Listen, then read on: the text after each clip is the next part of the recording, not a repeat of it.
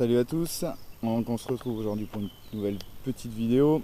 Donc aujourd'hui la vidéo elle va pas durer longtemps, simplement un petit tuto sur l'installation des crash bars sur l'Africa Twin, les crash bars beer. Donc ils les font en noir maintenant, du coup en noir c'est sympa sur la moto. Voilà, simplement pour juste vous expliquer la petite galère que c'est à installer. Donc déjà premièrement, il y en a pour à peu près 4 heures de montage. Donc 4 heures en gazant, parce que c'est un peu le bordel à faire. Donc le premier truc à faire déjà, c'est enlever la ligne d'échappement. Donc la ligne d'échappement, il y a les 4 vis de chaque côté, des tubes à enlever. Ensuite, il y a une vis en dessous et la vis du pola à enlever. Donc une fois que la ligne est tombée, on a le sabot protection moteur à enlever là en dessous. Donc il y a 2 vis en dessous là, plus la vis là derrière le sélecteur de vitesse. Donc ça déjà, faut enlever ça. Ensuite, pour l'installation, donc moi je l'ai fait sur un pont, donc ça va quand même, c'est quand même plus simple. On peut travailler à hauteur d'homme. Donc ensuite, il y a, je vais mettre de l'autre côté, une fois que tout est tombé, il y a les 3 vis des supports moteurs à enlever là derrière. Les 3 vis à enlever pour après insérer les pattes avec des entretoises derrière et les vis qui donnent en plus. Un conseil pour ceux qui achèteraient un crash bar beer, bien retarauder tous les pas de vis. J'ai eu un petit problème là-dessus, voilà, on a dû péter une vis parce qu'elle avait foiré avec un écrou soudé.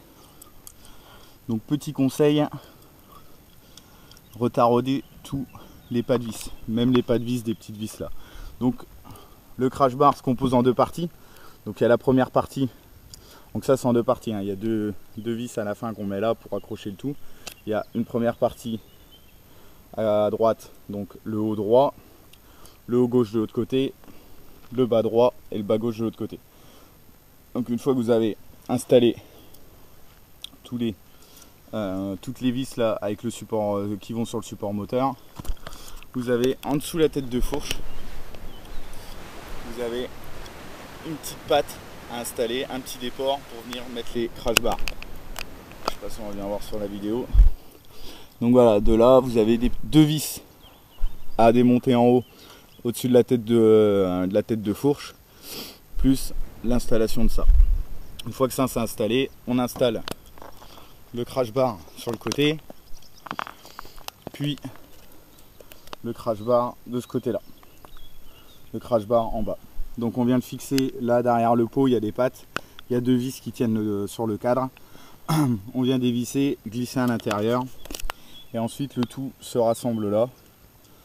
Le bas, le haut qui vient derrière, le bas au-dessus, 2 vis et voilà, ça tient. Donc c'est pas mal, c'est un petit peu plus compliqué à installer que la partie que les SW Motec ou toutes les autres marques. C'est un peu moins cher, mais du coup c'est un peu plus galère à fixer quoi. Ensuite, une fois que vous avez fait ça de chaque côté, il y a les 2 petites vis là à venir rassembler les 2 crash bars. Normalement ça tombe pile poil en face, ou après il faut régler par rapport aux pattes des supports moteurs. Et les 2 petites vis, bon, elles sont grises, moi je les ai repeintes en noir, comme ça fait plus propre. Voilà, donc voilà ce que ça donne pour le crash bar bien. Si vous avez des questions, n'hésitez pas à me mettre dans les commentaires, je vous répondrai. Bon, c'est vrai que c'est assez galère à mettre quoi, 4 heures pour fixer ça. Mais bon, le rendu est là et la protection est surtout bien. Il y a aussi en plus des petits tampons qui viennent se mettre ici. Donc là il faut que je les installe. Voilà, des petits tampons noirs pour éviter que si on tombe, ça vienne taper contre le carénage. Donc ça je les remettrai après. Donc n'hésitez pas à mettre vos commentaires, je vous répondrai. Voilà, si vous avez des questions sur ces crash bars là. Allez, sur ce, on se retrouve bientôt pour une prochaine vidéo. A plus.